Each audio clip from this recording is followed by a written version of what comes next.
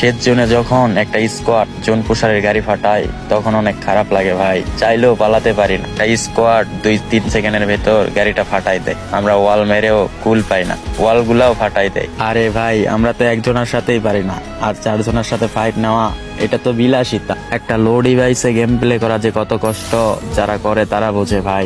2026 সালে এসেও আমাদের লো ডিভাইসে গেম প্লে করা লাগে, কারণ আমাদের হাই ডিভাইস কেনার নাই সামর্থ্য।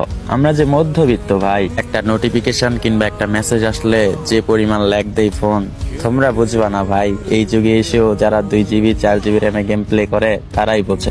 আমাদের মূলত গেম প্লের স্কিল নাই, এর জন্যই আমরা জোন পুশ দিই ভাই। তবে এই জোন পুষারি যদি একটা ম্যাচ খারাপ খেলে রাগারাগি করো, গালাগালি করো, কতই না কথা শোনাও ভাই।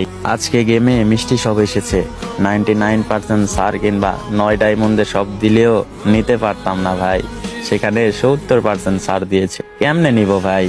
অনেক ইচ্ছা হয় কিন্তু পূরণ করার সামর্থ্য থাকে না, কারণ আমরা মধ্যবিত্ত, তোমাদের মতো এত অডেল হোটেল আমাদের টাকা নাই।